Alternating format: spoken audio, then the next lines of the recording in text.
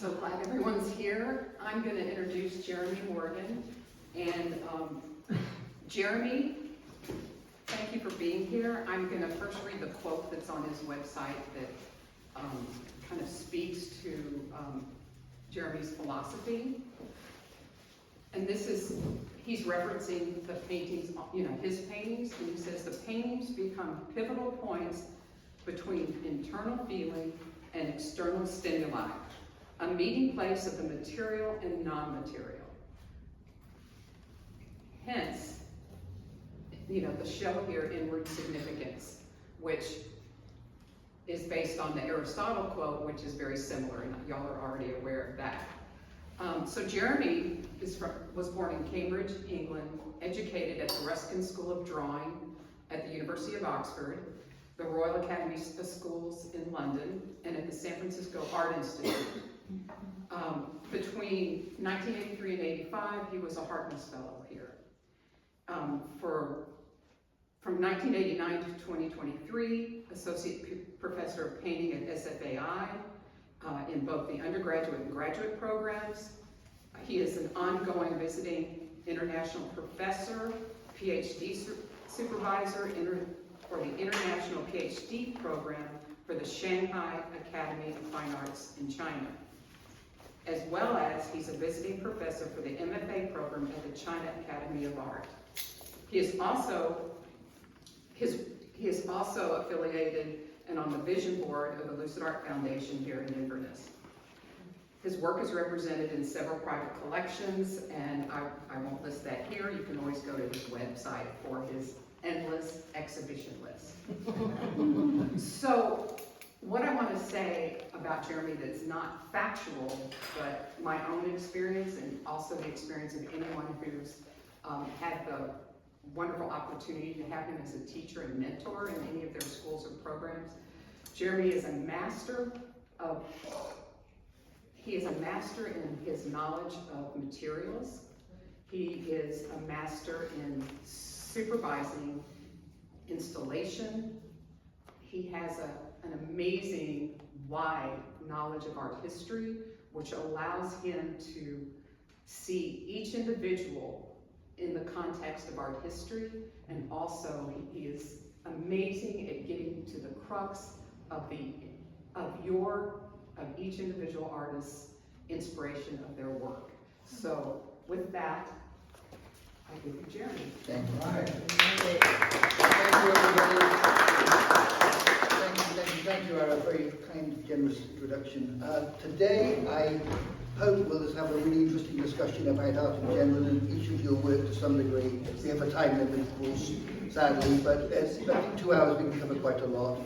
So my intention here is to get to know each of you artistic. Some I know from distance, some I know more intimately, but look at the work. But to start with, I've given you two things. One is a statement by an art historian, Renee, which is one of the best, I think, encapsulations of why or how an artist can work in this world.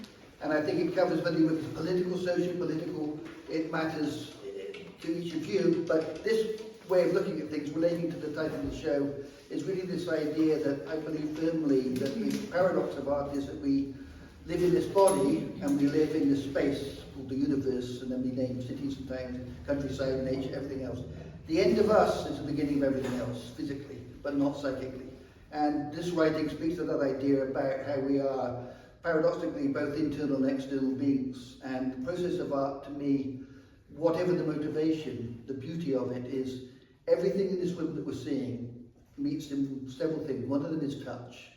And I used to say to my students formally that when they're painting, drawing, printmaking, or taking a photograph, it's about how you touch either with your eyes or with your body. And the site of a painting is the site of the body at all times. But what comes from the body is a form of archiving. I like to call it psychological, geological, psychic archiving of consciousness, which is the process of art making. Sometimes, as we'll see in this room, things are recognizable, and sometimes they are unrecognizable.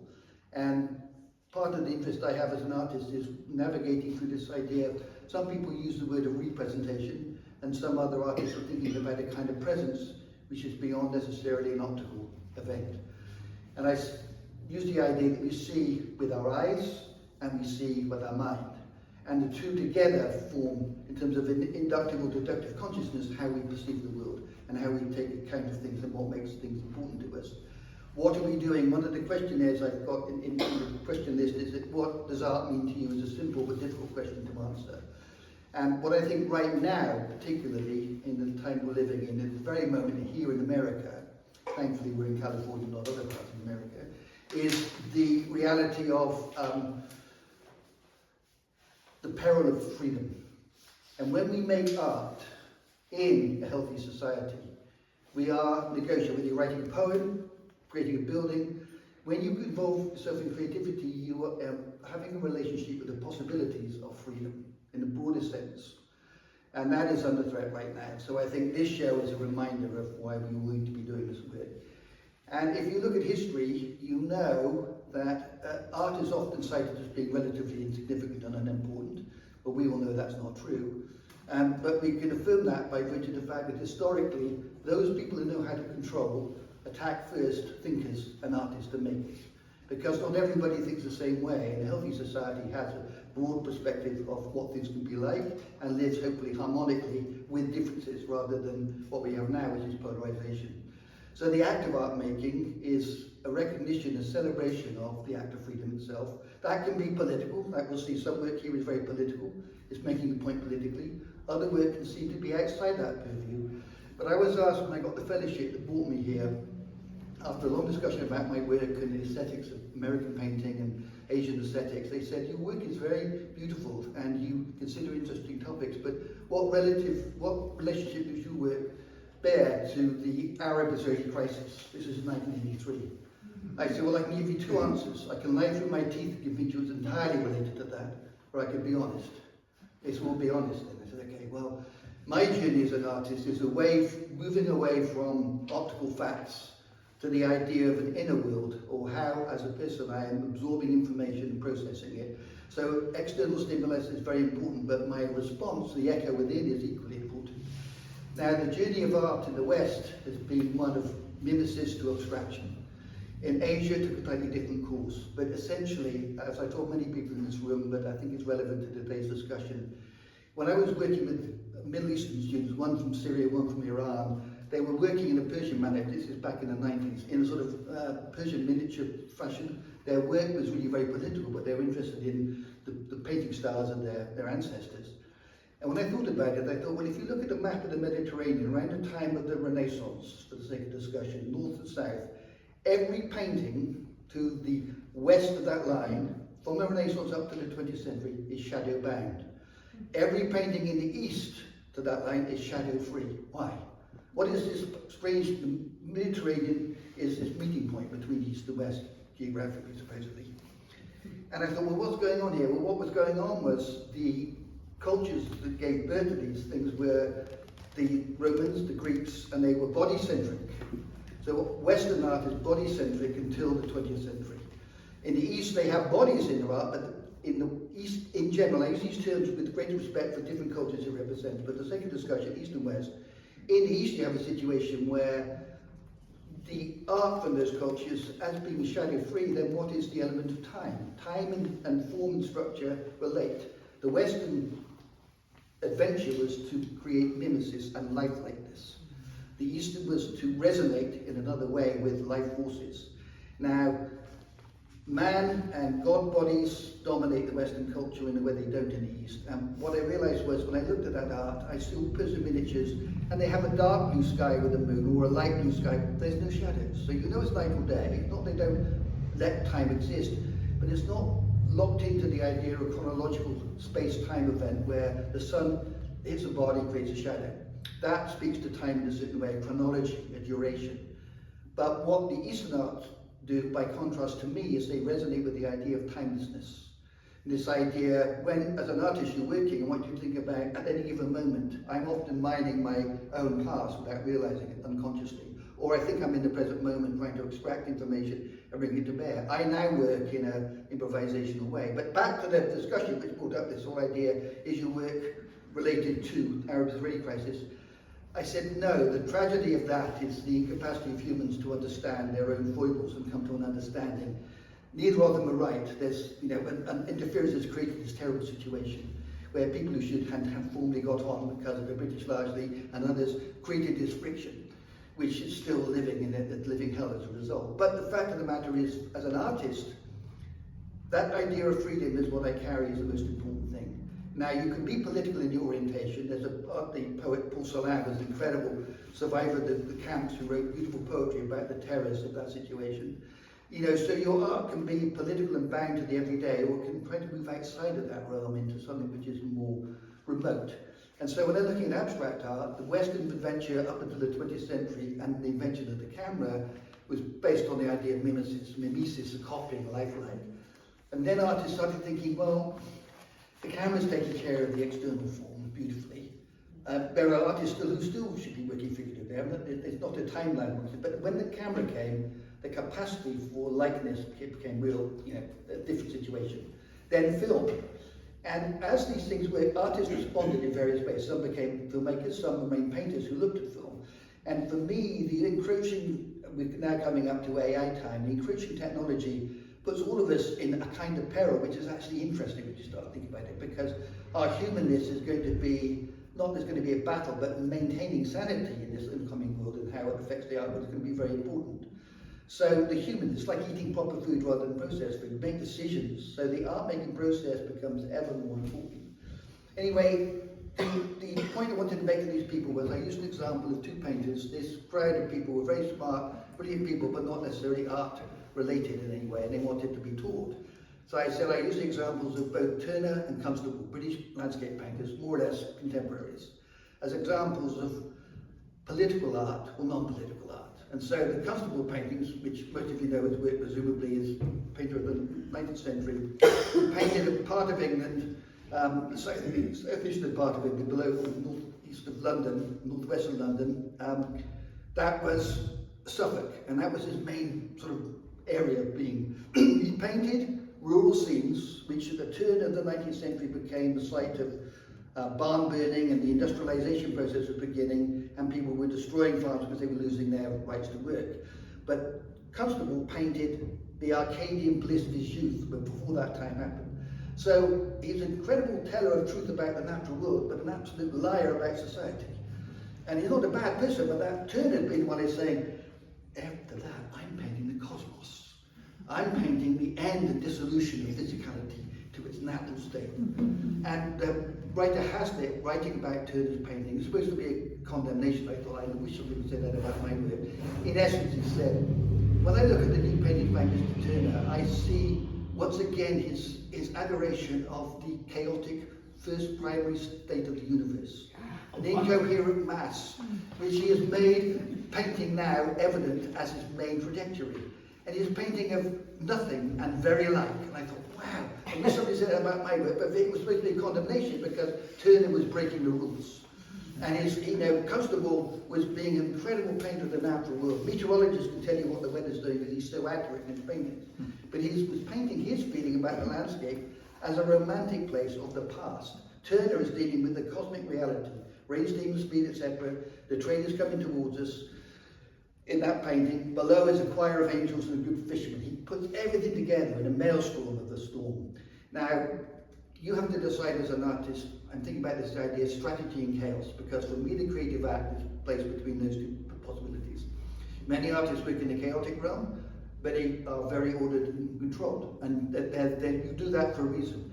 What today I hope you do is, for each of you, I want you to go away with some insight into you that you may not have come across or heard in quite the same way. I'm not a magician, but I do love looking at what people do, and I try to understand what it is they're doing.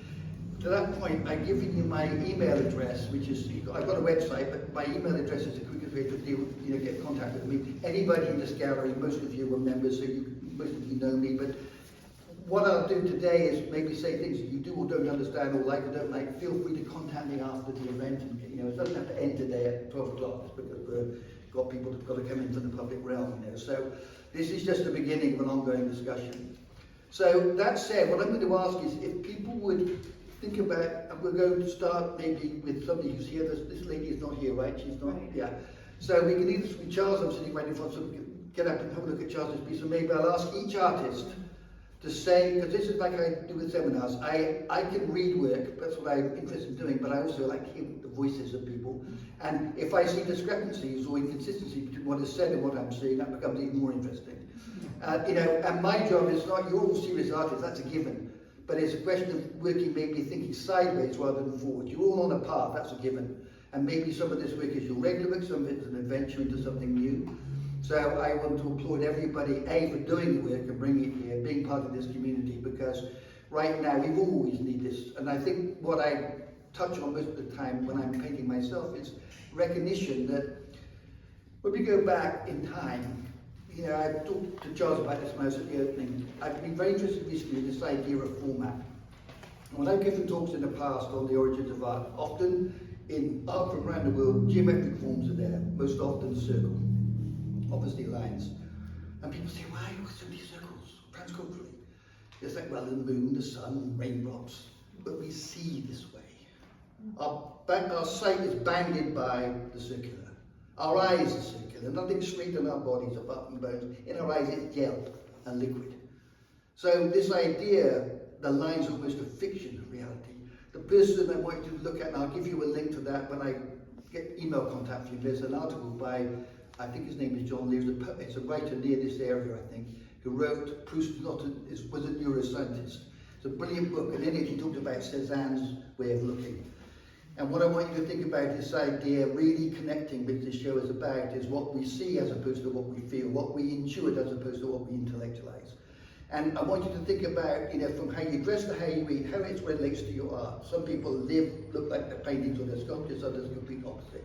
But it can be interesting to self-investigate and go, well, how consistent am I? I do this as an artist, but I do this in another way. And thinking about that can be a way for you to expand, because what we all have is a sensibility. Is how we're defined.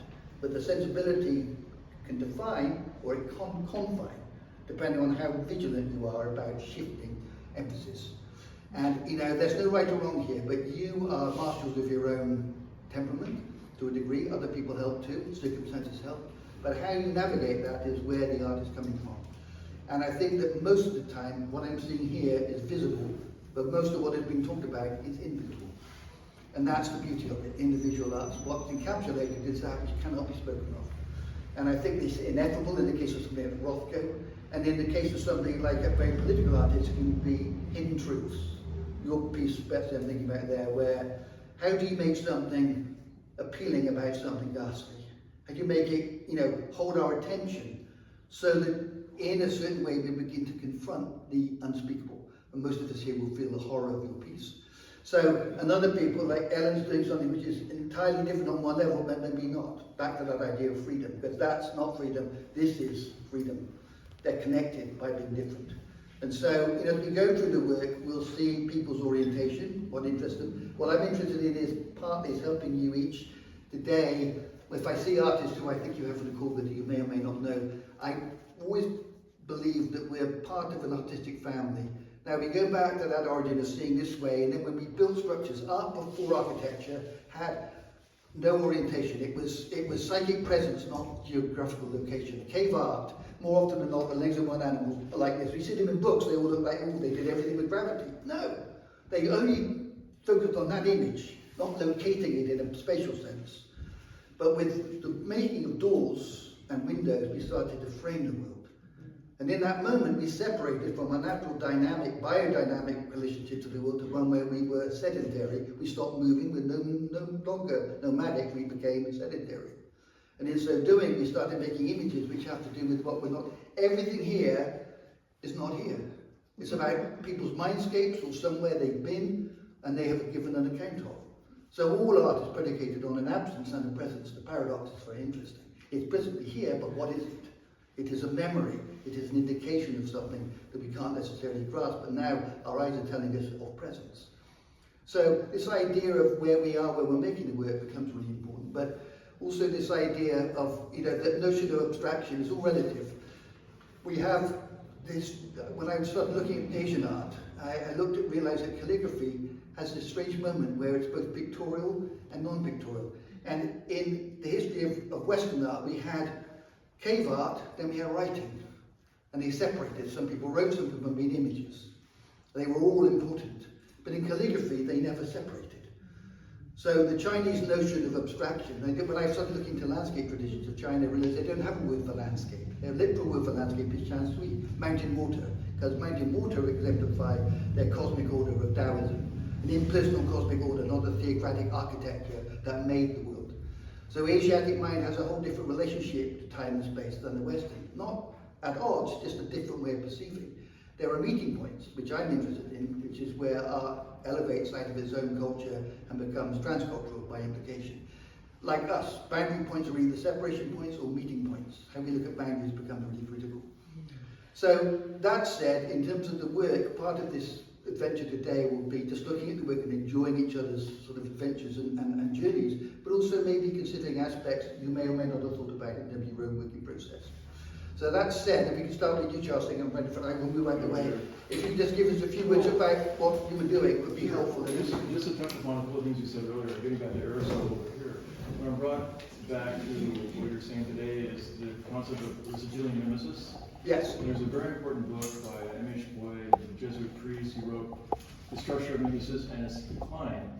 And he very specifically delineates how we came to this modern point where the value of the artist was no longer the extent to which they could replicate. Right. In precise terms, we have the ideal figure, the 7 heads. And so we get this point where the relationship between the artist and the work is more important than between the work and the public. And so I would just say that when you try to do social documentary work, and the camera is a device that captures the given world, and that is its own monster in many ways. So what I personally try to do in general is give up the idea of informing the social documentary theses that are swimming all around us. I mean, you have the piece, you have the title, and that's it. You might be lucky enough to be standing there when someone's looking at it.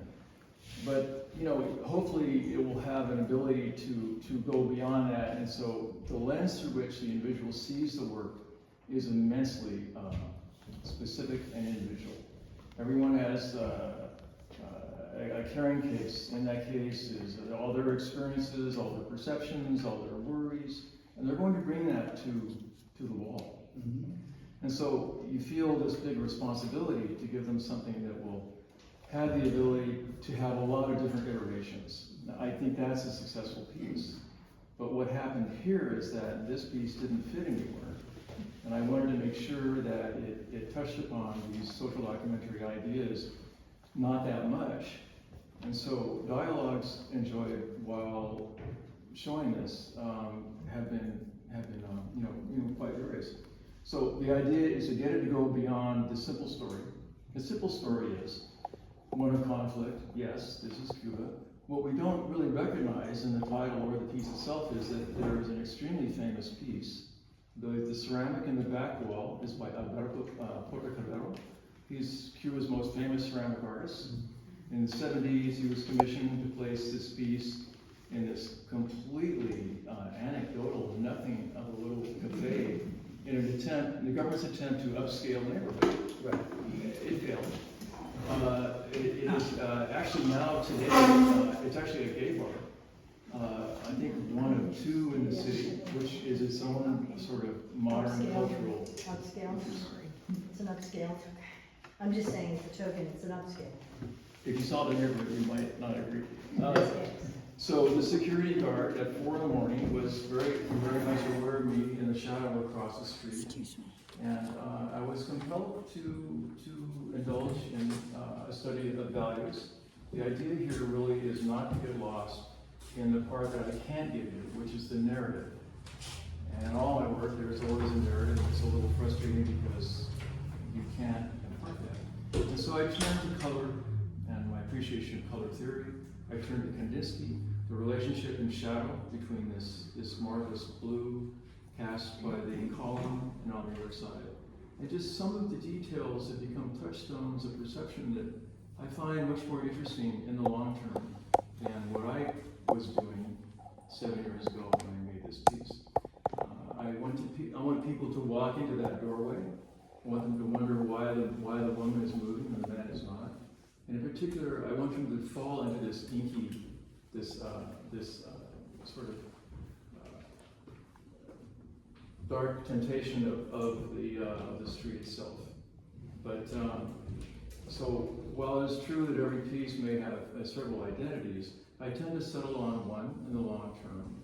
And the interesting thing for me is that one that I settle on will inevitably change over time as I come back to the image, which means, of course, that this hard drive becomes very clogged with different versions of the same image, because invariably I change them. This is the largest presentation at 60 or 80 inches, and it's clearly needed a lot of tweaking and change. But the other backstory is, at the time in Havana, there were a total of 6 working neons in the entire city of 2.4 million people. Working neons? Yeah. And 4 of them are here. So we have Cabaret, Las Vegas, Cafeteria, and Bar.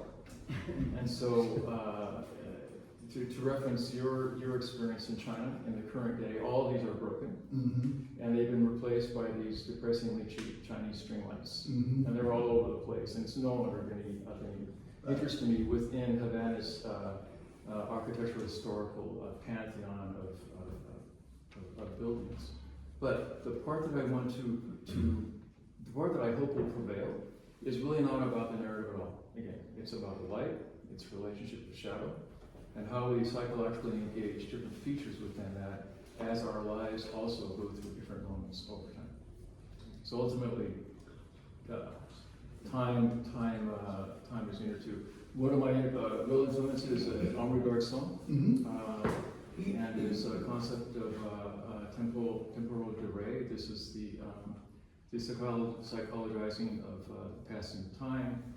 It's compressing of time and various things like this. But an emotionally important thinker having to do with features within the visual world as well. Well, thank you for that wonderful explanation and iteration about the work. I think for me, part of it, I had a chance to speak to you at the opening, you shared some of that with me, which is wonderful. As I look at it, I feel the magic of this in many ways. Things you mentioned make perfect sense to me, but I'm thinking about this also in terms of the scale and format, because what you're speaking about is a kind of intimacy of experience in relation to that culture and those things at that moment in time. But what I'm interested in part is the scale of it, which is this idea of there's a large list of this, which is bringing me to the idea of the screen, cinematic or billboard or otherwise, but it demands a different kind of attention. So you're taking a format which we have a certain expectation of, but you're allowing us, because there's enough information in here, the way you organised it, for us to wonder what's going on exactly, the questions you ask in a sense. The other thing I think about is the very light we're in now is all from the sun, ultimately. We go back, this is dark in night. I'm thinking of Night Cafe by Magritte, and that paradox of the two lights. This is not about that, but it is this idea of a moment in time that you captured. Because you enunciated very well about it, I can also just enter into this world and it's like a stage set rather than a film set. You turn the world in that sense, you go back to your pictorial origins of landscape painting, which in some places was staged at one point. There's a foreground and midground and distance. Here you compressed everything, and the windows become even more important because they go into the infinitive. So you've got the measurable distance, and then you've got the infinite beyond. Also, the light from beyond comes to this moment in the neon, and it's about things that aren't there as well as things that are there. So there's a hauntingness to this piece I think is really powerful. There's a kind of pathos almost, but also there's a beauty in it, for my reading. So I just am very excited by it. And I look forward to seeing what, I know you've done a lot of work, so I'm looking for when we get to meet to see what you've been up to and see how this relates to other things. In your own genre, how do you place this? This is a historic piece, but do you consider yourself an archivist, or are you fueling imagination? What's your own intention when you're doing the work? It's perfectly true that a lot of what I do is I go back to the very same places and photograph them. So this element of the temporal in the decaying city is very important. Along the way, I realized that at night there's a leveling process, because time does sort of slow down, and the beauty of the city in its colonial iteration is really you kind of get it back a little bit. Right. You know, in the day you see all the crumbling facades Yes. and so forth. But I think that, to answer your question, what I'm really interested in doing is not really see myself as an archivist so much. That happens. In particular, when I show images from the United States in Cuba, that really happens. And people really want to know what is the narrative that's happened and how could this be, because they have a very different perception of the United States, to say the very least. But I think that my background is in painting, and my childhood was spent in Japan under the tutelage of a very domineering painter mother, who had her concept of my arts education in very specific terms. And so, really, it's about relationships having to do with, first of all, forms. And I'm always hoping to find ideas in the found given world that the lens will capture, that transgress out of that and give something deeper, longer, and more universal. So you really do get around to ideas of time. This city was perfect for this, because it's all about time. The population itself is kind of obsessed with time, because it's a population of eternal waiting for change. Interesting. So there are all these funny little references, but at the same time, I'm very touched by how the people themselves are immensely proud of these crumbling remains. So what I do may seem to be a study of record and contributing to something that has no end. But I'm actually always compelled by the details rather than looking at how something has changed. I will go back to find the details again. I'm not really looking to record the changes that has happened over time. This place has changed immensely. But as I say, I was happy to be here because it doesn't fit with anything else. You'll see that when you Yeah. But there's a wonderful book by Rose Macaulay called The Pleasure of Ruins. She's talking about the 19th century passion for traveling to Egypt and so forth. And people were incessantly sketching. Well, the camera came along and changed all this. And I think about the responsibility I bear in taking this incredibly powerful instrument and trying to make something meaningful and relevant in an age when we're drowning in images. Yeah. I don't want to interrupt this incredibly rich conversation, but Thanks. I am wondering. Yeah, we got to put it, but thank you, Charles. Ellen, I'm looking at your work now, just to shift gears completely, and if you'd like to say a few words about your work, I'll be very happy to hear. And any questions you have for yourself about your work, too, I meant to ask other Charles, just like things you're excited about, or things that make you concerned, or what have you. So, should we get up and get out of our chairs? So one thing I've been wondering about, thinking about is my continual interest in these center compositions. Yeah. So, and it keeps coming back. I've been doing that for a long time. So it creates a stillness of sorts, something moving back and forth like this. These are really philosophical to me because the whole way I see the world is being in this physical body, so that all the tactileness of my work, I want to make that very apparent, but that kind of seeking to see the luminosity that comes through everything, the luminosity that's behind everything. So that's really what I'm interested in life. So therefore that's why there's cracks. That's why there's center kind of quiet, glowing pieces. And I often think of things like the cloth here as the grid. I think of life as the grid, and the spaces opening, that more of the luminosity comes through. So I think that's kind of it. And can you talk, I'm curious to know, I mean, here I see an oval, and I'm wondering, do you know the work of Agnes Belton? No. Oh, look her up, I think you need to see her, I think you'll really relate to her work. She's an interesting artist, I mean, I don't know a lot about her, she's kind of mysterious, but she was a landscape painter, and I herself thought was very keen for money, so she had a nice comfortable life, but she was a serious artist, but kind of boring landscape painter. But she went to New Mexico sometime in the 20s, there's a transcendentalist group there, in Taos I think it was. Anyway, she interacted with them and it opened her mind up. So she started looking at the landscape as some entirely different cosmic event. And I think, I'm looking at your work and I think of ritual, idea of magic, of ritual, of doing things in terms of opening up in time. Like, there's a kind of meditative or contemplative quality to the work. I'm thinking of Agnes Martin, I'm thinking of Mark Toby, because your work is intimate, but I think its vision is large. To me, they're intimate moments between distances and proximity. And so I see them as apertures, basically. Each one of these, to me, I'm reading as an aperture. These are, they're framed, but what the framing is, I've yet to determine, but there's a kind of, whether the goal is there or there, I'm not quite sure. So this becomes a moment in time in an infinitive field. And I think what I'm wondering about, not these are working wonderfully, but if you start to take away this and let them float, I'd like to see what would happen to your work in that regard.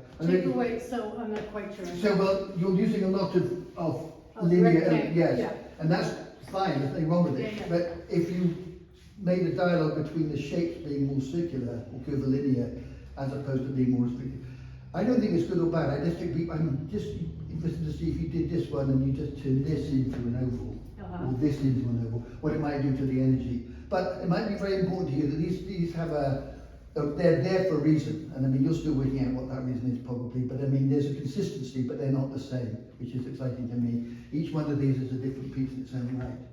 But I think, again, looking at this, like this element here to me is very intriguing because it's almost becoming something. And this idea of the abstract as opposed to the representational.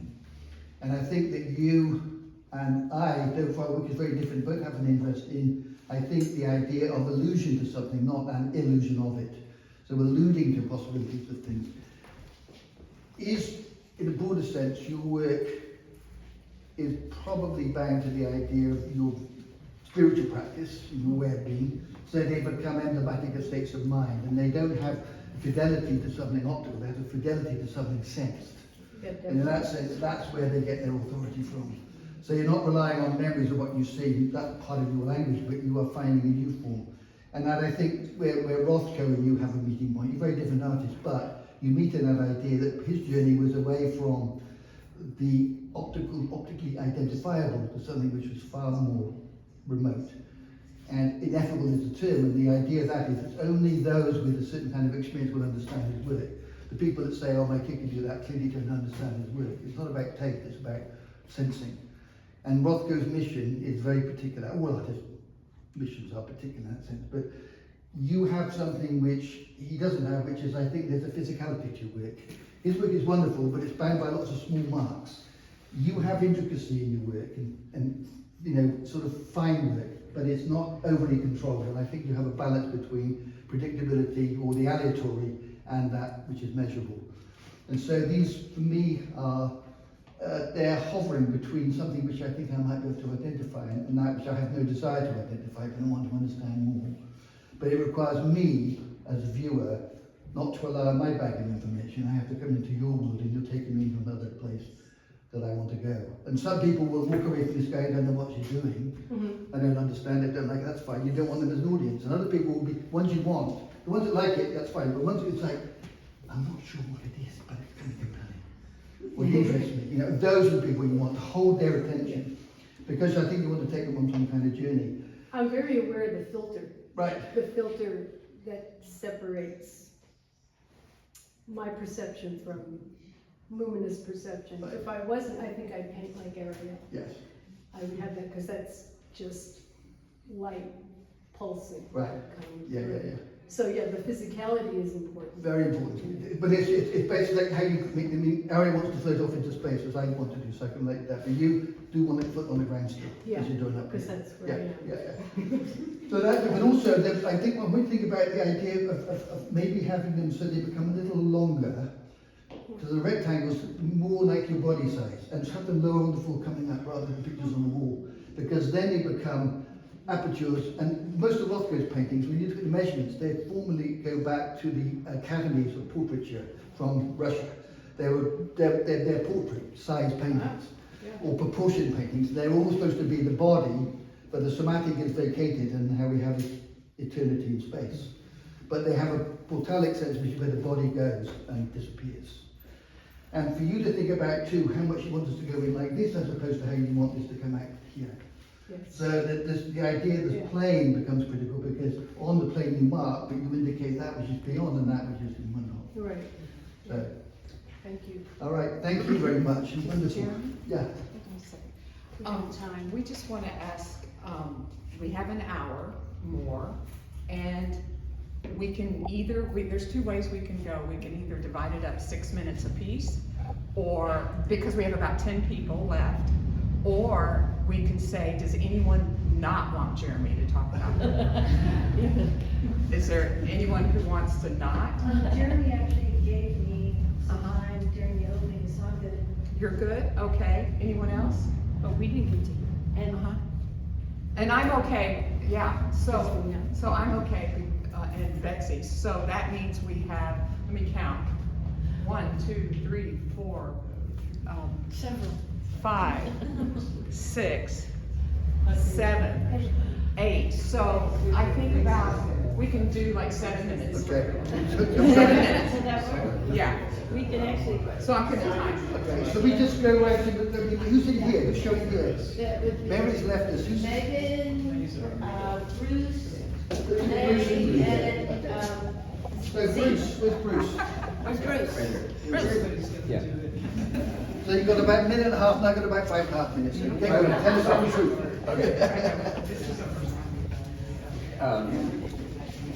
This is the second piece in this series. The first one is called Mrs. Backbone. It was in my solo show in March. And I have a habit of saving precious material. This curly redwood came from trees that were like 12 to 1800 years old. Oh, wow. So it's honoring ancestors in a certain way for me. And Life magazine published this wonderful big coffee table book back in the 50s called The World We Live In. And it had these beautiful dioramas of all kinds of things, including dinosaurs. And those have stuck with me. And I had done a series of stools that these scraps came from. And I just said, I just started playing. I love just how ideas become multipliers. I get an idea, and just like, as soon as you start, then it's a moment that draws from whatever subconscious or collective things that are going on. Right. And so, this one's called Mesomander. I like to play with humor in titles. And so manders for salamanders, because we have a lot of them in a creek below our house. Right. So it seems like a natural title for me. And I'm really enchanted with the whole idea of connecting prehistoric ideas with contemporary, because I think joining those two, it's easy. Expressing these ideas that come is just using the language of sculpture to do it is just that's my life. That's how I function. Perfect. Yeah. Now, can I ask you, do you have freestanding sculptures, or are they generally wall pieces? I'm just curious. Yeah, everything. Okay. Yeah. So the wall piece for me, interesting, is just looking at it as a non-sculptor, but as an artist, fellow artist. I enjoy the fact you're using the plane and you lifted off the wall a bit. The shadows have a role to play. So you're reminding us of the dimensions, but not making a thing of that. It's really about, to me, I'm reading this almost totemic, but I really like this idea of the natural material. There's nails. What is holding that? What's in here? Is this?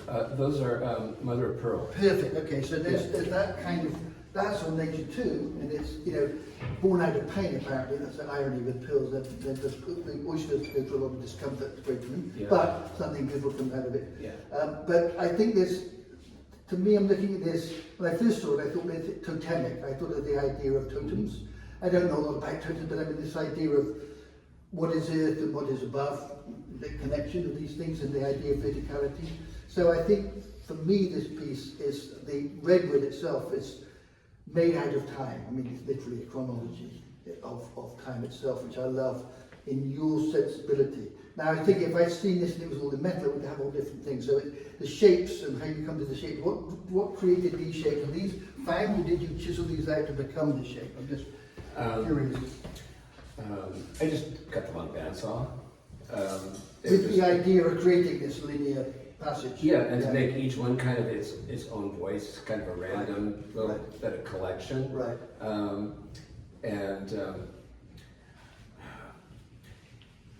Yeah, you said metal. Well, you could say, oh, Brancusi's Never-Ending Tower has a little bit of. In 1976, my wife and I spent 6 months going overland from Tijuana to central Bolivia, and our primary goals were to visit megalithic sites.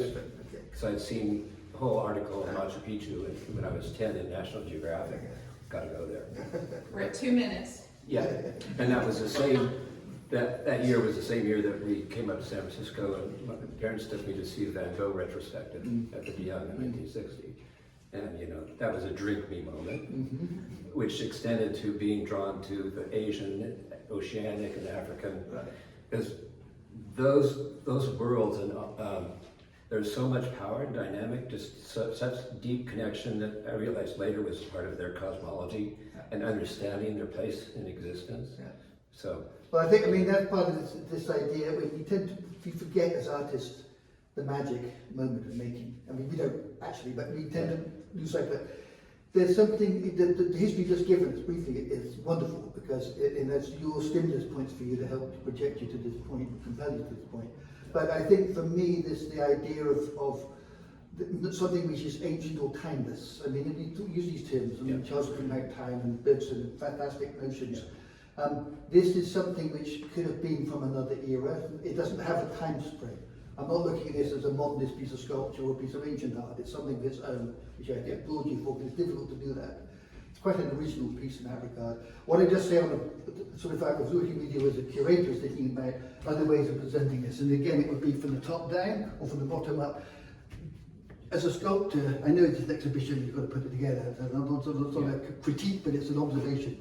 Have fun with that idea of where this thing is seen, because a lot of the art of the ancient world was site specific. So here they had the monument, or the small thing you give each other as token or whatever, or the thing which is in the landscape. Right, like a pop-up. Exactly. So I think, you know, for me, I'm thinking about this could be discovered, it could be in the corner, it could be coming out at an angle. Think about the idea, because once this vector's here, then this becomes very human, or becomes creature-like, if we project onto it. But what I can't project onto this because it's kind of original, so that's what I like about it. It's like, it's familiar, but it's not. I don't quite know what's going on, so I need to spend time with it. But your words have been very helpful. Yeah. Well, We're at time. the projector. Okay. I hung it so that it could be horizontal as well. Good. So it could be swinging, so a whole new orientation. Good. Okay. Yeah. Well, see Thank you you. next exhibition. All right, thank you. Oh, who's? Would it help to do like a signal when it's almost time to go? Well, I gave him the There's 2 no minutes. polite way to do it. Okay. Here is an idea. This is Oh, Megan. Megan right here. And where's Megan? Oh, great. Hello. Can you give us a few words about the piece from that piece? Sure. Thank you. This is actually my first time seeing it outside the studio. Mhm.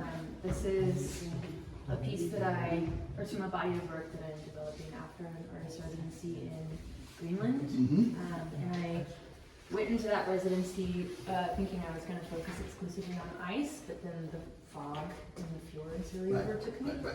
And we were on a small sailboat and we had ice watch responsibilities, which on a sunny day felt really easy. And then we entered the foggy fjords and it was a little bit more responsibility than I wanted. But for how it affected my vision, it really kind of just took over my imagination. And so I became really interested in how, we were sailing forward with no real visibility and no real idea where we were going. And so this day, the boat's GPS actually stopped working and showed that we were on top of a mountain.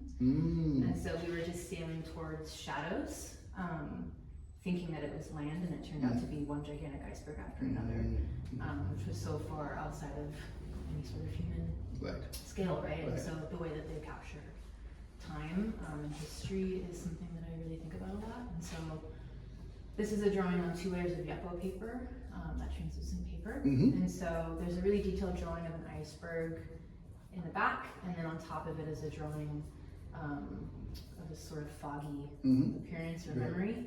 The fog in Greenland was also kind of a pink hue, which really surprised me. But I really ended up thinking about that pretty deeply. I had bronchitis just before going, and so I was really struggling to breathe on the boat. There were still posters about COVID in these small Greenlandic towns, and so this idea of air and circulation was very front of mind. Yeah. But there's a word in the Greenlandish language, stila, which means weather and consciousness as one. That's what I thought when I saw that was before I realised it was Iceland, so I'm very happy. Greenland, so I went to Iceland, not been to Greenland, but this idea of being that in contact with the natural world, obviously you had one of those moments. The other artist, there's 2 artists, one is Holderin, a German or Austrian artist who does mountain paintings of ice. There's a book called The Future of Ice by Gretel, I think maybe read that, she's fantastic. But ecologically with climate change, all of this stuff, but there's something where you touch on that, but the poetry is in the sensation you talked about of almost being out of time and space, you know, this strange, am I seeing what I'm seeing kind of thing. So then you come to the idea of representation as opposed to generation, the idea of something which you've seen as opposed to something which you felt. Again, the eyes open, the eyes shut, and the resonance. The other artist I'd ask you to look at, who I'm thinking about where I'd put you in an exhibition, or who I would have with you, and one of them would be, one of my heroes is Caspar David Friedrich. And so I'm thinking of the wreck of the ship of Hope. He lost his brother he went into the sea, fell in through ice, and he saw his brother drown, basically. It's horrible, it's haunted him all his life. So his relationship to ice is very, very powerful for all sorts of reasons. But in that thing, this idea, his painting is about the sort of caprice of man and the sort of arrogance of humans pushing into the wilderness. And it's a warning, be careful, because in his case it's God as the omnipotent power. But there's something which is beautiful and unnerving about it, which I think is really successful. I like that, but there's a beauty in it, but also I'm not quite sure what's going on. There are forms developing, but as I think I've got some point of navigation, I lose myself, which is a good thing, not a bad thing. Right.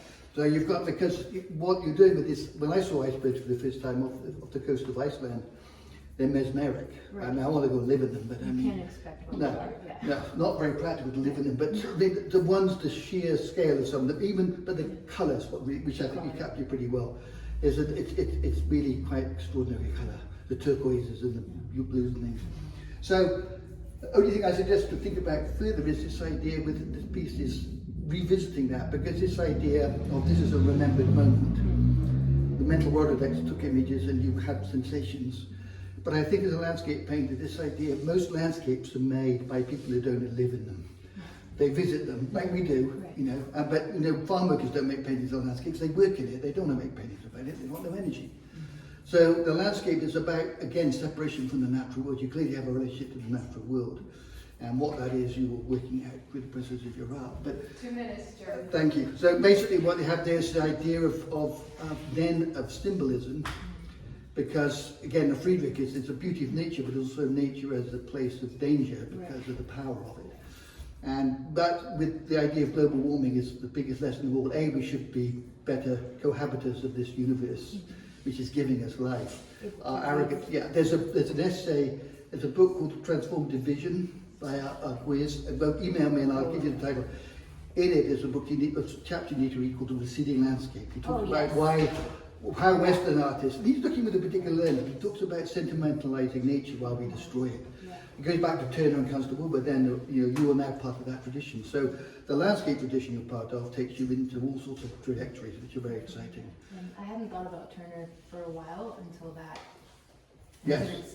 Well, the beauty is the dissolving of the world is why I love him so much. Yeah. He basically unforms the forms to create an energy field, which is more Asiatic in my mind than Western, but he touches on something very special. Thank you. I just want to make a territorial apology. The piece is not supposed to go like that, Megan. I'm so sorry.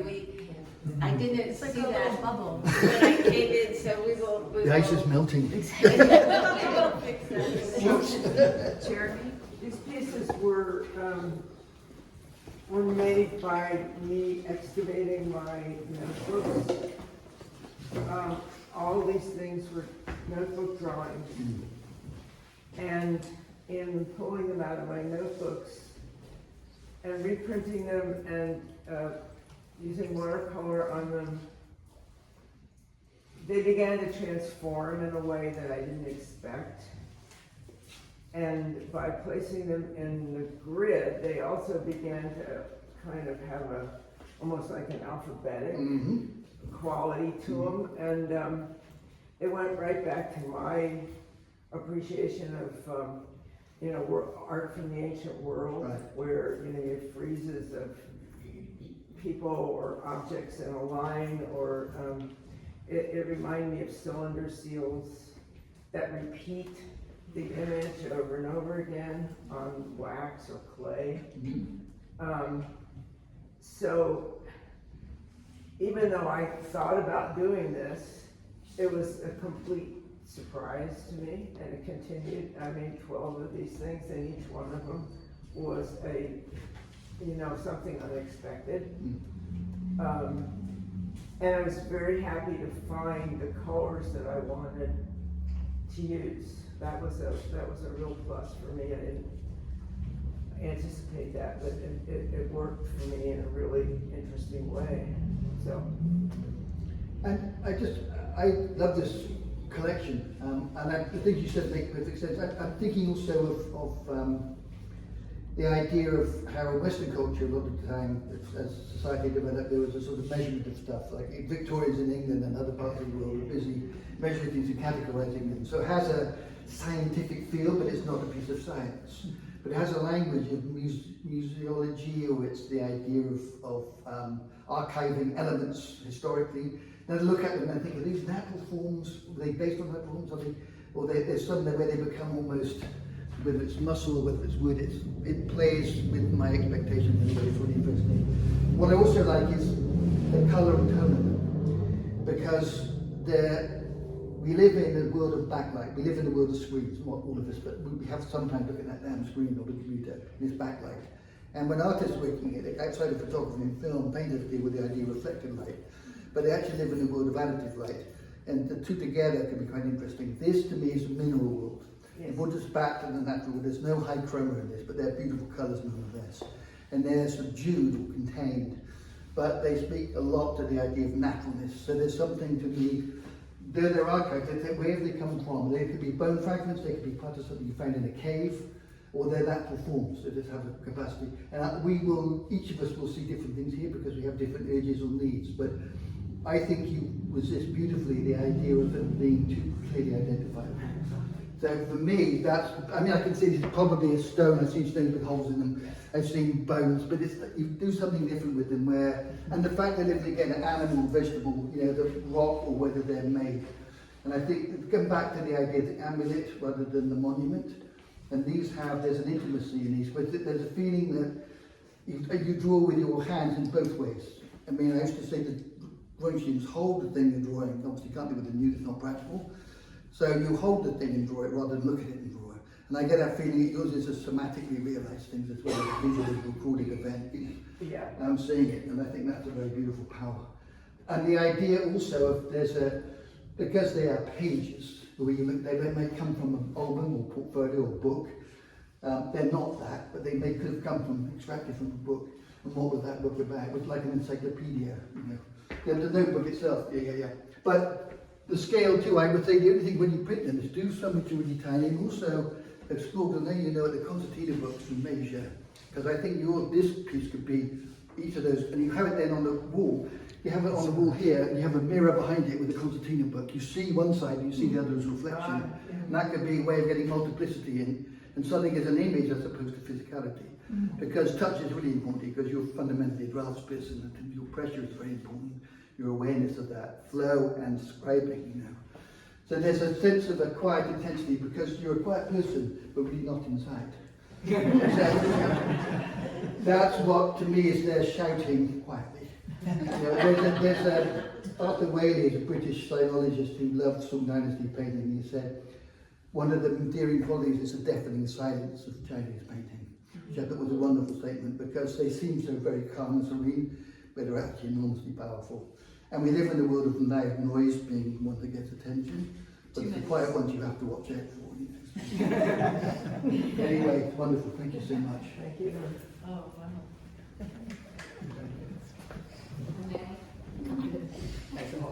Renee's here.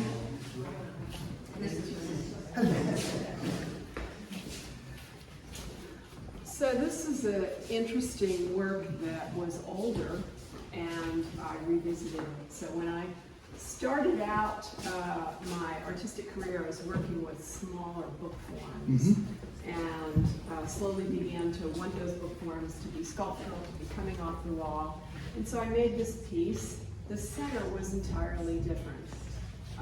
The piece was hanging in my house for a long time, and the original center of the piece no longer spoke to me. So I'm kind of materials driven in a way, but as I work with the materials and get tactily involved, it starts speaking to me about what the meaning is. This material here is all book covers that's been soaked off of books that were destined for the landfill. And at the time, I was sort of horrified that there's like mountains of these books that are being shoveled into the dumpsters. Where does this happen? In recycling centres? Or? Well, a lot of them came from a center over in the East Bay. Okay. And this was quite a while ago. Right. And then the process of soaking these covers off of the books and dealing with the glue, and I mean, it's like a nutty thing, you know, but then you've got this wonderful tactile material, and the center of this piece at the time was a book plate that said "Journey Through Bookland." Right. So this became a wonderful piece in a couple of book shows that I curated, and then it's like, wow, we got a lot bigger problems today than worrying about the fact that nobody's reading and people are sending books to the landfill. It just no longer spoke to me at all. So I decided to deconstruct the entire center of the piece. In the process, I found myself sanding the little perfection in some of these things. I started sanding it all away and trying to come up with the center that spoke to me about what do I feel is of significance to me today. And it's like, well, everything's kind of going to hell in a handbasket here. So just all these ripped up pieces found themselves being dumped into the center, and then sort of a wall. This little piece says the word America if you get up very close.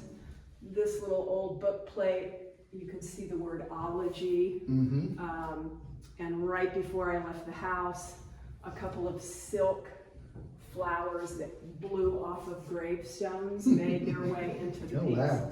So it's strange to me to disintegrate a piece and start over again. I don't think it's something that I would continue to do. My work now has moved into sculptural forms and wire and handmade paper, and so You've got some more work in here, is it right?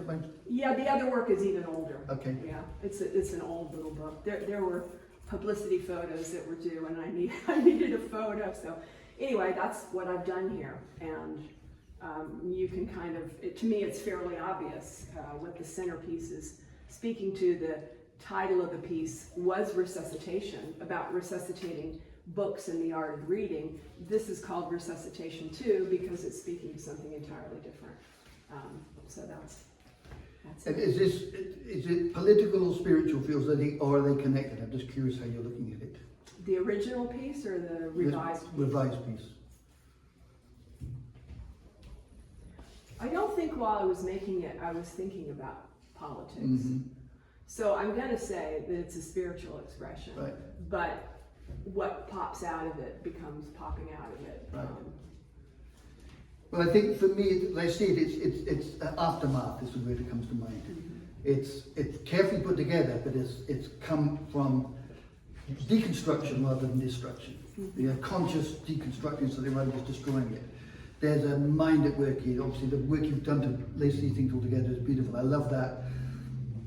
That's a lot of work to do that. And it reads to me as this, I think this idea of stitching, because I remember when I was working years ago with a publisher, he talked to me about imperfect and perfect binding. And perfect binding is imperfect, and it's a reverse of what it should be. I was like, it's a very bizarre business. But anyway, this idea of the materiality is very, very powerful here. What I want you to think about too is, I'm glad to see and congratulate you on this grey wall. I don't know that most of the walls are white. I would recommend the gallery think about this colour for most things, because the grey, all the galleries in the world that are important have grey or burgundy walls or green. They don't have white walls. That's a 20th century invention, like Alfred J. Barr in New York in the 1930s came up with. It kills all images without any. A grey will give you a total basis, so light and dark occurs in the work, photographic or otherwise. Anyway, there's a quietness here. To me, it's a sadness. I look at this. I'm not crying, but I'm feeling down. In a way, it makes me start to think about things. What was, what might have been, what has been. Whether that's my life or this country or anything that's going on in the world. But what I like about it is the fact that once I realised they are books, and this idea of skin and what books were with this great container of knowledge and experience. They're wonderful things. They're a bane because they're such a bugger to carry around. You move houses. I got thousands of books. I'm still reading most of them, but you know, I can't be without them, but they were really impractical. But in this case, you've just released them from their burden of being containers, but you bring us back to that idea of things that have been and are not gone, but they're transformed into something else. So the repository for what was, as opposed to a possibility of what might be. So it's poised between past and present. This, I think, is powerful. I would only urge you to think about possibly copper or pewter or some other rather than galvanized metal. And then practically what you've had, I'm not critiquing that, but I just think you've got such a sensibility for materials that this is a little too industrial for me. The grid is great, it's confinement, and there's a lot going on in there. But if it was copper, which patinaed, it would have a sense of age, it would be more in keeping with this. This is an imposition which could be political. If it becomes more aesthetic, then it reads differently. So that's really important to think about the materiality, because you spend so much time creating this beautiful surface. But I think it's also the fact that it's got this geometric presence, right? Across. Yes, exactly. So we have, but that has many implications. Axis mundi, all of those things. But it rotates. It has a lot of power, meaning. But once you understand that because it's equal, it's not a Christian cross, it's a cross, and it therefore goes away from the Christian. Christianity was eventually became this, but before that was more neutral. So I think that's important that you don't turn it into a Christian thing, and that would be misleading. Thank you. Stephen? This is Stephen Hurwitz. Hi, Stephen. Hi. Good to meet you. Yeah, these are 3 pieces of a series that I've been working on. They're kind of fresh off the press. Really, they're remnants from a process that I've had. I have done some larger, very restrained pieces, very minimalist. And in the process, I have these pieces that I just play around with color. Right. And so I just had a mountain of them. And I enjoy, they're almost like found objects for me. And I just enjoy putting them together. I think that one of the things I'm conscious of when I'm doing this stuff is maintaining a sense of play and humor. But in this sense, I'm really concentrating on order, a sense of order, whereas my stripe paintings are very ordered. And when you talk about breaking rules, I find that I have my own sense of rules. With the stripe paintings, really firm sense of rules where, so that gives me an opportunity to break all those rules. I think that I was really loosening up here, but it's a question of by trying to be very matter of fact and still, I think this is the only one that really has a reference to something outside of itself. I sort of thought I would create a little monument here, sort of the image of a monument. This one, these I didn't arrange at all. I just put them down the way they came. I said, okay, I'm just going to put these out here and see what happens. So it's really experimental and a process of control and letting go and having fun and a discovery process because like everybody in this room, it's really an agreement. You think you have control or you try to have some control of this, but really it's an agreement between you and the stuff that you're playing with. Right. And one other thing, for me, it's more like sculpture. In the past I was a sculptor, and for me it's, I need something that's real, something that you can knock on and get a sound. And you know, so that's something about why these are made of stuff. Right, good. So you paint with acrylic or oil when you make paintings? It's acrylic. Okay. I really enjoyed these when I first saw them. I thought they were, you know, there's a playfulness, but also they're pretty rich. The colour is what appeals to me in part. But what I'm thinking about, actually, I would urge you to do more of this to see what happens in terms of playing, because when you break the format, then it shifts the energy. And with colour like this, I'm thinking, if you were to paint on the back here, fluorescent blue or red, when you light, you get a halo of colour around it. And that's something I think because your colour you have a relationship with. This is not in there, this can be functioning. So if you had a reflective light around there, haloing it could be beautiful. On the whiteboard in that case, it would be very good. But I'm thinking of there's Robert Hudson, you know his work, he's a local sculptor. Yes. Yeah. He was painting forms, so he was a painter, he was really a sculptor, but he was a painter too. Big time in the 70s. Yeah. He was my teacher at the Artist when I first came. He was a wonderful chap, very quirky. But there's, I'm thinking, there's a playfulness here, but they're also quite beautiful in a way too. And I think there's something to be thought about there. Is then I look at them and I think, well, I like to see another venture where you start to lift these off or to move the rotation. Play with this as a thing which you challenge yourself with rather than it contains. So these work, they're done, but there's a lot more that can happen after this. I think you want to think about. And part of it would be working with the idea, even if this was at an angle coming out of the wall. Again, it doesn't have to be, you know, the picture maker in you doesn't have to put it flat on the wall. You can have another life. But you're clearly, you know, playing, which is the important thing. And the other thing I'm thinking about is this Kuttner, the German artist. Early 20th century expressionist started, because I think I like the fact you're talking about control or physicality. You want something which is verifiable rather than an illusion. And so what you might think about too is these, where the colour is more controlled and where it's not controlled becomes very interesting. With this dialogue, it's very good. This looks like, if I was going to steal one, this would be it. Because there's a logic there, because this is like a pictorial residue, this is a physical presence. And I'm going between optical, physical, or pictorial and something which is factual, just there. And the sculptures, because it occupies space, as we do it has another kind of sense of presence, which you clearly understand. So the only thing is, I think, do you paint them, once you put them down, you paint them, or you just take the things that were painted and then put them in? I'm not quite clear. I paint them, I play around with them. Once they're all stuck down, you start painting. Yeah, well, they're in a pile, and I might have a color, and I'll grab one and mess with it. Good. Because I want you to think, this is just general. I talked this with Charles, we were talking last week, but there's We're at 2 minutes. okay, 4 main ways of looking. This is not an absolute, but 4 main ways you can look at colour. One is local, the colour of things that we see. One is expressive, the feeling. The other is symbolic, and the other is spatial. Those 4 categories alone are not an entirety, but they're a good way. So looking at this, don't answer this question, but are you local in orientation? Are you expressive? Are you symbolic? Or are you spatial? These are probably doing all of those things, which is fine. But being able to recognize that, because your relationship to colour is going to, the colour for me has no boundary, except it has a termination point. So, but this red is laterally stuff, but it's actually a wavelength that we're reading, as are all of those colours. So how much space you give them becomes critical to how we understand them. The colours you have are beautiful, some of these combinations are fabulous. And the other thing is, I like the fact they're matte, the shiny things lose a lot.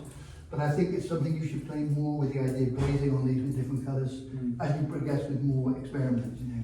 And play with the idea of what is pictorial as opposed to what is structural itself. The other artist to look at is, in general, is Nam Garba, who's a Hungarian, early 20th century. Beautiful. He did a lot of stuff with plexiglass and string, but there's something about space. Because I think you're like a Baroque minimalist. Okay. That's in the so we're getting up to the 2 parts of having a contest. Yeah, we are. Yeah, so that's your ID crisis, which is a healthy one. Okay, thank you, I got that. Oh my God. Right here, Will Thoms. Okay. So this was, originally was one great big painting. It was 36 by 72 or something. I couldn't get it to work I worked on it for years, off and on. So finally, in frustration, I just cut it into 3. These are 2 of them. Right. And then I started working on them. What I'm interested in, as always, is balance. And I'm really interested in the beauty that resides in ordinary things, manhole covers or whatever. And that's kind of that's my feeling here with this. And I'm also interested in balance, and I've been working with a grid for years. And what happens on each of them is to try to make them, all the parts work. And color, texture, and balance. So basically that's where I'm coming from. Okay, all right, that all makes sense. I mean, I've seen work of yours before which had a connected, but it's not the same things that seem to be developing. I like the play between the stuff that's incredibly abstract and stuff which then becomes referential, the idea of hidden language or the communication. So that, and that's it. I'm thinking of the early collage cubists, when Picasso and Braque were beginning the adventure of cubism. It started with Les Debles d'Avignon, but then both Braque and Picasso started looking at the paint le journal in their paintings. That, well, not a paint, let's put it in. So they took the paper and stuck it in the painting.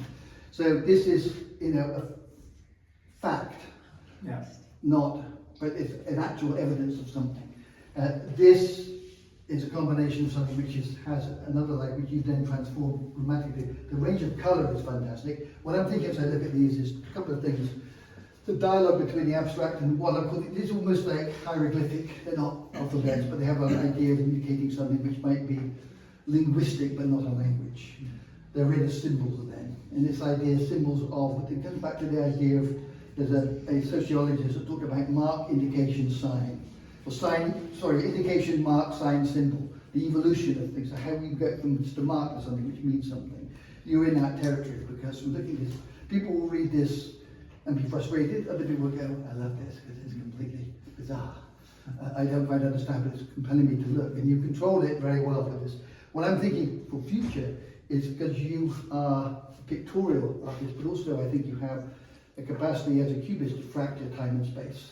I like the fact you're going to the everyday object. You'd be, you know, I walked to like this crackers and TV for a long time, and you know, there are things that are incidental that are important. So I would, in terms of your navigating this, frottage this floor, cut out the frottage and then put it into your painting. So in good manhole covers, I do a lot more collage. You're starting it, but you've got a wonderful way with paint. You've got really, it's like sanded. It's this idea of time in there.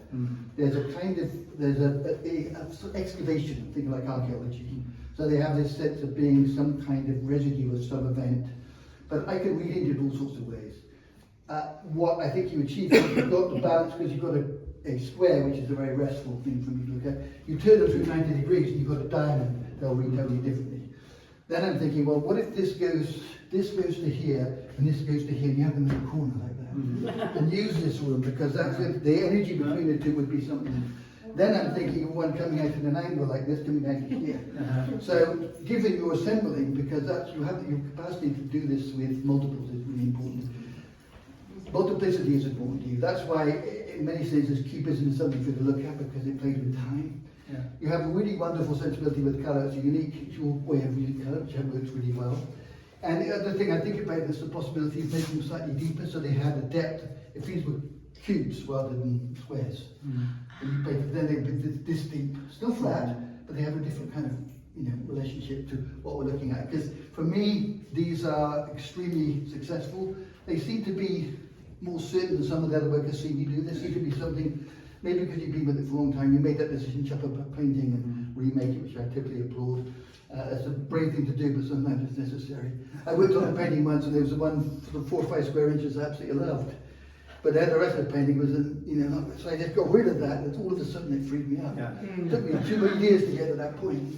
But anyway, this idea of thinking about this one, because of these forms, there's something which is, this puts them into the 20th century-ish. This doesn't have that, apart from the language. So this allows my brain to go into different areas and think about that, how relevant that is to you. It doesn't have to be important, but I do tend to look at things like this. So I remember there was a show years ago about a faker, the painter who was working with forgeries.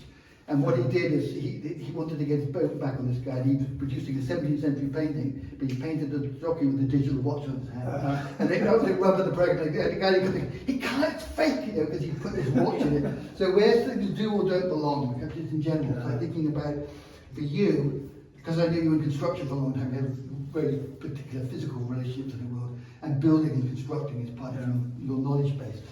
Look at the constructivists in general, because I think those artists will resonate for you in their use of colour, but also in the way they actually physically construct. Because the constructivists were one part of the revolutionary art of Russia, which is so amazing. The other was the suprematism, which is not unrelated to what you do, but you're more constructivist in that world than that. But looking at these things in terms of, because all the images here are still, and we live in a world that's not still, and we live in images which are moving more often than not, this is where this stuff becomes more and more important, and will become more so, I think, for people who are prepared to spend time with it. It's like reading the book rather than the cliff notes, it's having real contemplation. But you give a lot to contemplate, so I applaud you for that. But I think that just for playfulness, think about sculpturalizing and making it more dimensional, not changing what you're doing other than perhaps format. But think about the architectural relationship to the space they're in, because this up in the top corner could be really beautiful. Could be really, there's a German artist, Katharina Gross, who does spray painting in the corner of German auditoriums, and she does a lot of other things, but she punctuates architecture with colour, which is really quite beautiful. So it's something you play with in an architectural setting. Yeah. Okay, thank you.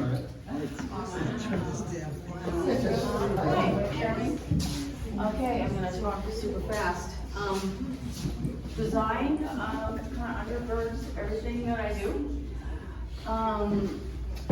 I am been kind of swimming around in that intersection of art and architecture for the last couple of years. And also over the last couple of years, I've been adding something weird to my work that's on the wall. I've been wanting to explore sculpture because I just love the tactile aspect of it. So I've been taking I wanted the sculpture to relate to the artwork. So the last membership show that we did, I had kind of more softer images. So I had a felt sculpture, and all of those things have really been a one-off. I see myself doing, exploring this idea like a lot more, and I've already done some other pieces.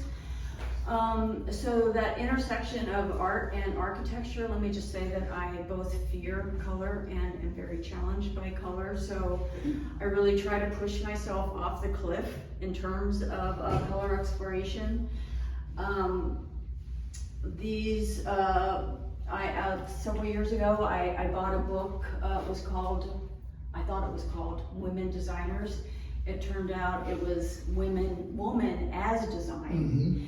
And so women's bodies were used to inspire furniture, architecture, and consumer products, and you name it. And I pulled this book out several months ago, and I started reading it. I'm like, wait, this isn't what I thought I bought. But anyway, it kind of got me thinking about different things. And so this work sort of reflects the idea that came out of that book, Woman as Design. I guess to speak to the process a little bit more, I take erasers and I carve them up and I make stamps out of them. And that's how I get, a lot of these shapes. I stamp directly onto the paper, and then I mix that with monotype printmaking, and that's it. The other thing I wanted to say is I called the series the Callipygian Curve. The Callipygian Curve refers to the statue of Aphrodite. She is situated like this. She's kind of looking over her shoulder, and you see her naked butt. And so Callipygian is a Greek word that means beautiful buttocks. So now you see the work very differently than you did before. Okay, that's it. Thank you. Well, Thank you. I have to say, I've seen this work. We had it in chat with evening. Just artists to look at.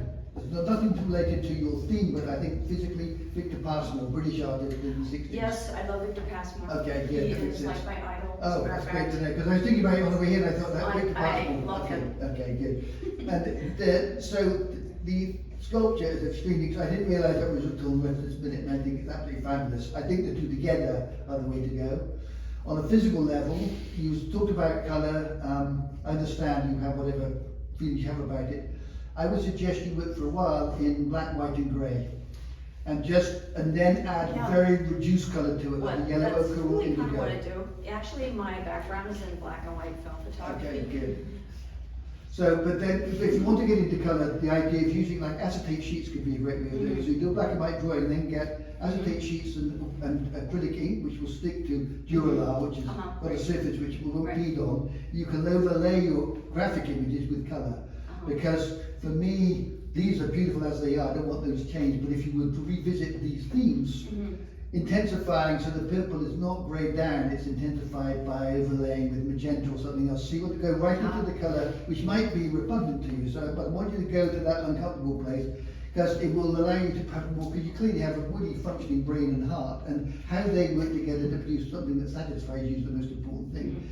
With the sculpture, I'm thinking too, for artists in the show I put you in would be Laszlo Moholy-Nagy, who was incredible, along with Victor, would be a very important artist for you. The other one is Hans Arp, and the other one is Belmer. Yes. So I think, this idea, because obviously you have a strong relationship to the history of the Bauhaus in terms of this, which was really how design and aesthetics and what we call art by comparison. I think it's an interesting area, and early modernist European art definitely does that. And there's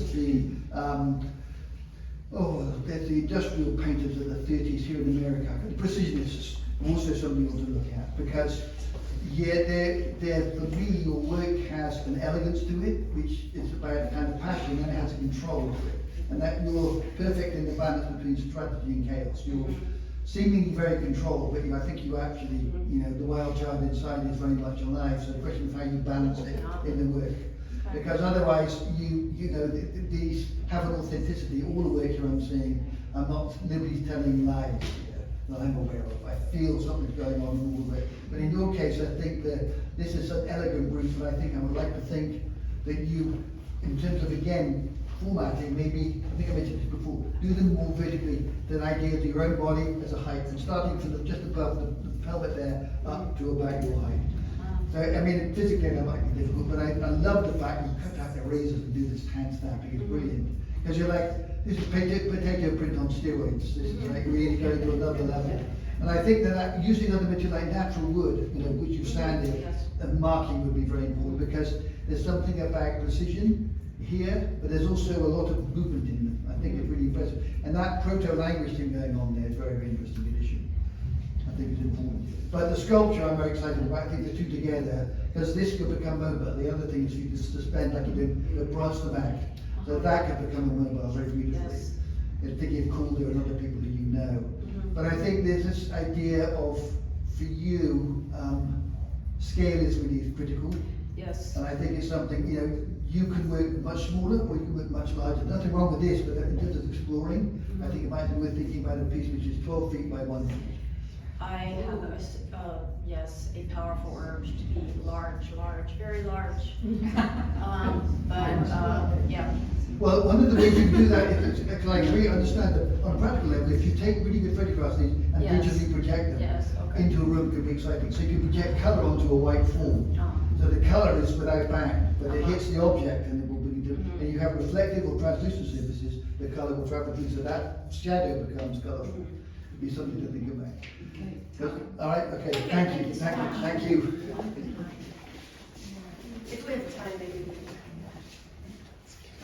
So my work combines the Asian and the Western, and where the two meet, and my background's in Western calligraphy. But I have been doing some play with Chinese characters as well. But that's not my interest anymore. So I'm well versed in lettering, but my interest now is the calligraphic mark. So I'm working with Semitic writing, which is writing without words, but using all that calligraphic mark. And all of these lines are the calligraphic line. This one is a circle. It's cropped, but it was on the floor like the Chinese work, and then I was filling in. This is Conte crayon. I don't usually do that, but that's what happened that time. I never know what I'm doing with the pieces. I just kind of start and then have this dialogue and see where it leads me. And both of these sort of were done similarly on watercolor paper, and then I did some painting, and then I did a layer of mulberry paper on top of it. And that gave me a new layer to work with. And my medium is ink and watercolor, and I've been experimenting with pastel. So this is pastel as well as this. This one I just again, on the larger piece of paper, I just kept staring at it, and then cropped it down to a size where I'm interested in the story, whether I know what the story is or not, there's a story I'm after. And it creates itself. And then this one I just kept staring at, and then all of a sudden I saw this little meditating man in there, so I put him in there, sort of contemplating the destruction of this crazy world and finding some peace in it. That was during COVID there. And this one just started looking to me more like Southwest. I love the Southwest. I used to go there quite a bit. And a mixture of maybe architecture and pottery, and then playing with just some circles and the calligraphic line. Super. But do you know the work of Henri Michaud? No, I don't. It's something you need to get to. You can email me. Okay. It's Henri, Micheaux. Early surrealist. He was a poet. He was rather fond of mescaline, apparently. He would go off on various trips, and he would write poetry, which then would sort of disintegrate into calligraphy. His drawings are amazing. And his friend said, look, you're only releasing what's in you already. It's not creating anything. It's that loosening inhibitions. So get there without the drugs. And he did. I'll take the drugs. Yeah. But one how they're wonderful because, as we talked about earlier, with calligraphy in Japan and China, you have this idea of the calligraphy being pictorial as well as linguistic. And so you're hovering in this world between illusion, allusion, symbolism. Now I'm thinking of the symbolist, Odeon Redonga stuff, Moreau, because there's a pictorial tendency in you. You're interested to some degree in that, but also the inner abstract artist is fully alive. So how they have a dialogue becomes interesting. There's a playfulness. The figure here, I think once I saw that, and I thought, oh, this is putting a scale to everything, and I like that. Suddenly you had that. But this, I'm really intrigued by the way you delicately put that form in with the light. And these were much more scripted in a sense, in a more skeletal fashion. They're ciphers. They're not fully realized. And the dialogue between the implication of what might be or what was. And then I come to here, and I'm thinking, was this an Enzo at one point? Yes. And so I think the Enzo is now being, infiltrated with this patination. And that's kind of rare for you, and I think I can see more of that because patination is obviously an event of nature, but also in art terms, it's often considered to be the moment when human beings try to organize the chaos of the universe into something communicable.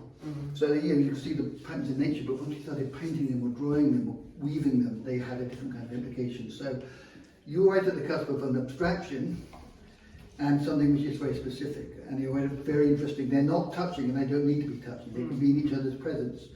But like this one, it's most, in a sense, almost illustrational because we have a figure, then it becomes a context for that image. But these other things, the dialogue is more dynamic and more free. I think this one, if I was stealing one, this would be the one I'd steal. Because I have that sense of something which is larger, which you've now intimized it. So once I realized that was an Enzo, or what the implication was, a larger thing, what you brought us into is a moment within that. So you're emphasizing, because this normally, the Enzo is really about how this line and this line, they kind of meet up, but you're going into the middle of it and activating it in a very interesting way. So this whole idea of what brushes you're using physically? This is a long pointed brush. It's actually a goat hair brush. It's around 2 inches long. Is it Asian or Western in terms of shape? Is it like a bulbous? More Asian. Okay, I would get a dagger striper because that's what you need to be using. Dagger striper or a striper pen. Yes. Because I mean the calligraphy of the Japanese or Chinese brush is very particular from the point, because the whole idea is you go from the point and put the belly down to get those thickness and thinness of line. That is beautifully done. And I think you should try more of that. Do you left or right handed? Right. So we use left hand for a couple of hours. No, seriously. And I want you to think about making your marks from the bottom up. I don't know how you work, whether you go out like this or go down like this. We read generally in our culture this way. But when we make, we can think about, are we starting a central point or do you come upon this? Think about having a paper and starting your marks here and bringing them in, rather than growing them out. So thinking about, because a calligrapher was always thinking about that idea of verticality or horizontality. But you're partly calligrapher and partly you're a picture maker. And they're not the same thing. They can, you can be, but I mean, they have a different raison d'etre. But I think it's this idea of coming to this from the outside in rather than expanding from nothingness into. So if you were a sculptor, would you be carving stone or would you be doing an armature? Because I know I would be carving stone even though I haven't. I've done some carving stone, I love it. Right, so you're defining the form by removing the space, or creating a space around the form that reveals itself. So one is deductive, one is generative, and so they're not right or wrong, they're different ways of working. But I feel for you, this idea of playfulness and seriousness, because there's a serious works, but they can have moments where they become something else. But this, to me, takes me back to the symbolists, and the symbolists were really dealing at a time when psychology was becoming a science and was talked about, as long as with mysticism, and so artists were beginning before surrealism. Symbolism was the first foray into doing this and shutting the eyes to generate from the internal world images which are reflective of what was outside but not necessarily seen. Because what I want to think about for a moment is, if this were in another form, could it be a stage set or could it be a cinematic event? 1 minute. So, this, how you can see the spaces, like the staging is very different. Like Charles's photograph had the staging quality because it was like a presentation space. This one behind you is a much more atmospheric space. It's not good or bad, they're just different ways of reading. You have a really nice way with atmosphere as well as with objects. So where the physicality ends and the spatiality begins, that intersection is really critical for you. And the fact that these become, in a sense, ciphers or flat, that these become round, is a lovely play between illusion, allusion, symbolism and abstraction. These are all just words, but in the end, again, all of this work we're seeing, with all the intention, is really, it's as much about invisibility as it is the visible. And that's really, we forget that. It's like Degas famously said, I do not paint what I see, I paint how I see. And I think that's something we tend to forget because we're fixated on what it is we're doing. So it's an attitude, it's a way of working. It's, all of us here have a way of working, and that's what you're presenting here. Thank you. Thank you. Yeah. So, I try not to overthink, I think a lot about art. I try not to overthink my own efforts too much, and usually fail. And in this instance, this is just really a love note to here, to this place. And as I said in the show catalog, it's really just a note about how the places, some of the places we inhabit, really penetrate who we are and continue to speak through us regardless of where we go. Right. And so this is hopefully a moment that captures that sort of relationship, and if I'm lucky, will convey that to people who spend time looking at it. Can you talk a bit about the writing? Because I'm intrigued by that. I've never seen that, and I like that. What's going on? That's actually the title of the piece, on repeat, The Dream I Forget Upon Waking. The piece hopefully has a very ephemeral quality to it, like many of the dreams.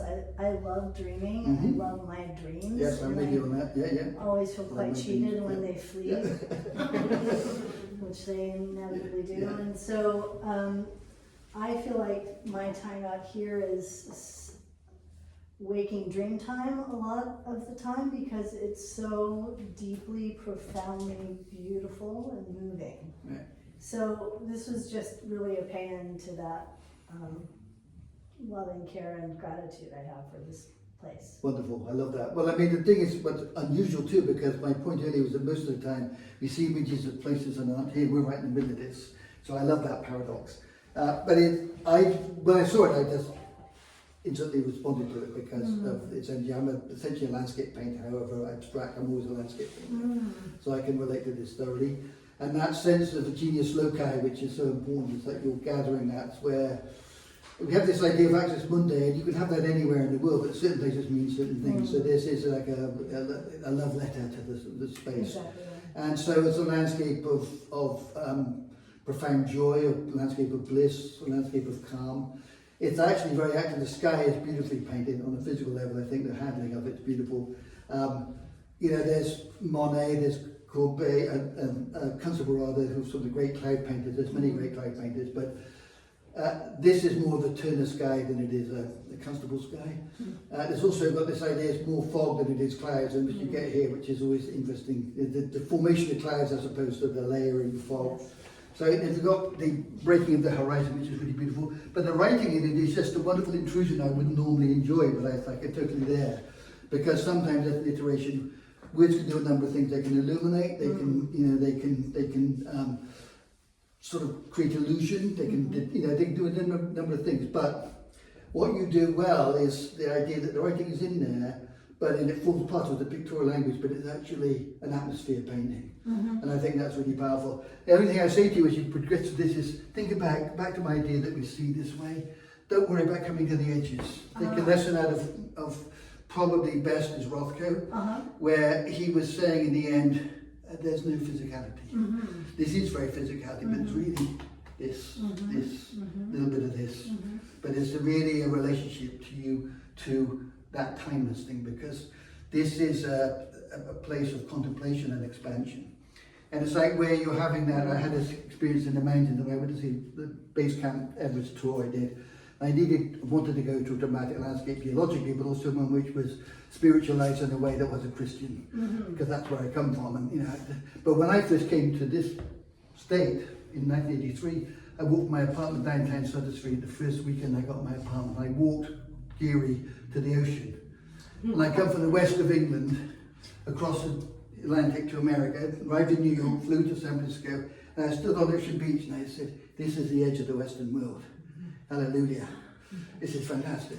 This is what this Go West is all about. Because there's geographical designation, but my point earlier about the art, the shadow-free, shadow-bound, this is the meeting point between this.